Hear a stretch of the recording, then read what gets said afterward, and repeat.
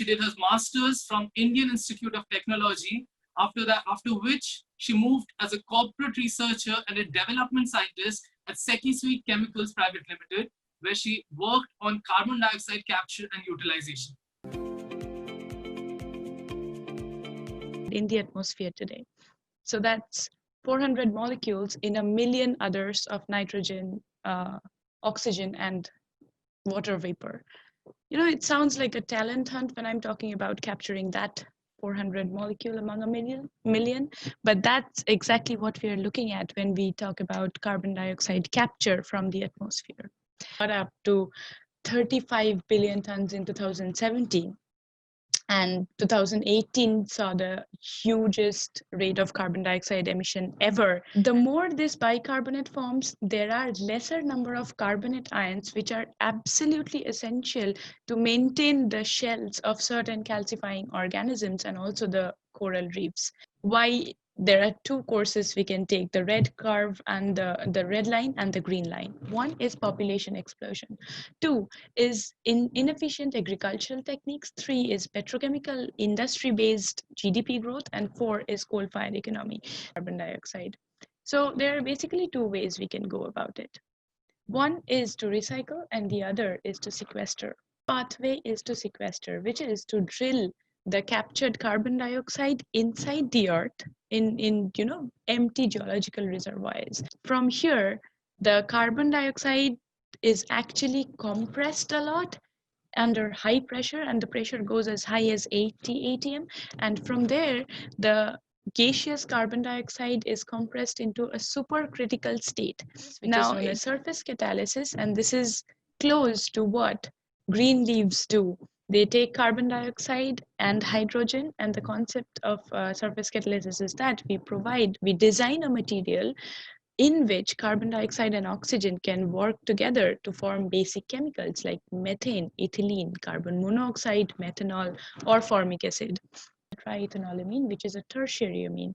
So you can see both of them react with carbon dioxide to either form carbamate or a bicarbonate. Toshiba carbon capture demonstration facility in Fukuoka, Japan.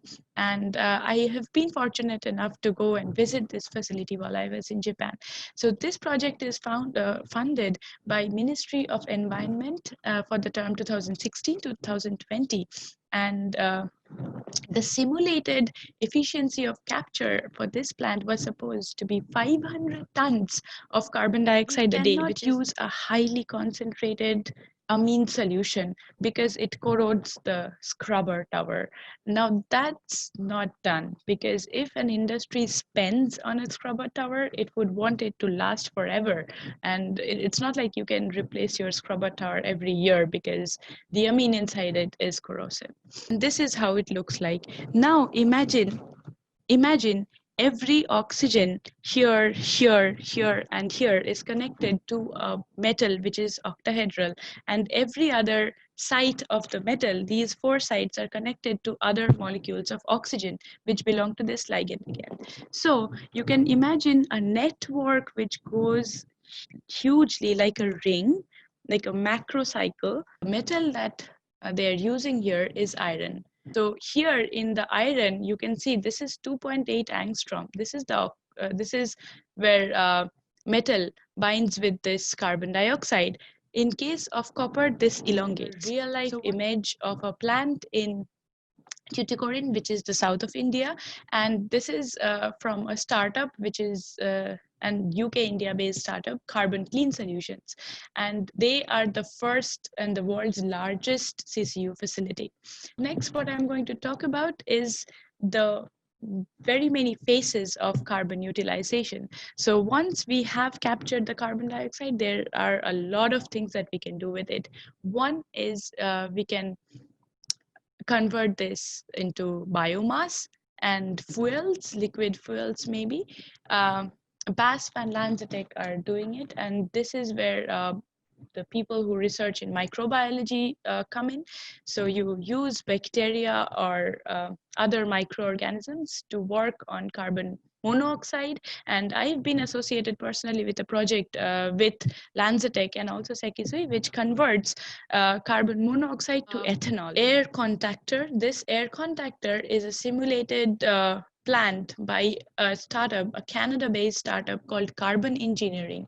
And this is how a synthetic forest, as I would like to call it, looks like, because they basically do what forests do. The next question is from Anubhav. Can you describe PET?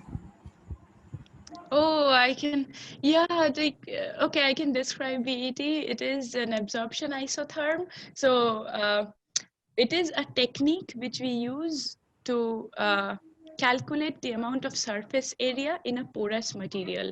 So what we do is we evacuate all the air from that material first, and then we put nitrogen in the holes or the pores in the material, and then we calculate how much amount of nitrogen it has taken up, and based on that there is a calculation which is based on covering of the pore with a monolayer and a little more, right? So there is a calculation which is involved after this, from which we can quantify how much the size of the pore is. For example, if you do a metal oxide synthesis and you calcinate it at a very high temperature, you will maybe get a surface area of 10 meters square per gram. And with MOFs, like I showed, the surface area goes to 9,000 meters square per gram. And you can quantify this in terms of an instrument measurement, which is called the BET isotherm.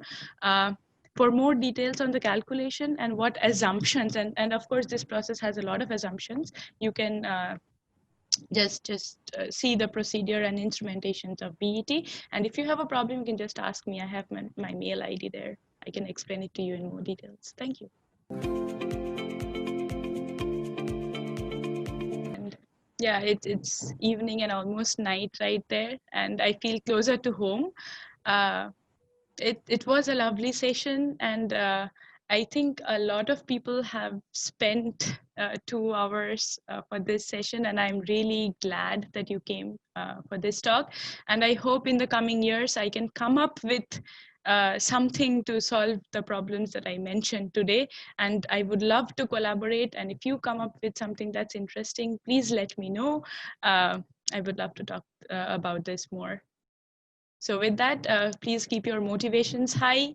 Trying to connect enthusiastic researchers like Fiona who love to share their research work with the rest of the world and make them understand the importance of soulful research. If you are a researcher, if you are passionate about your work, if you want to share the work with us, feel free to contact us, feel free to use this amazing platform that we are trying to bring in, and we can arrange webinars in your field, in your discipline, and there can be multiple collaboration possibilities as well.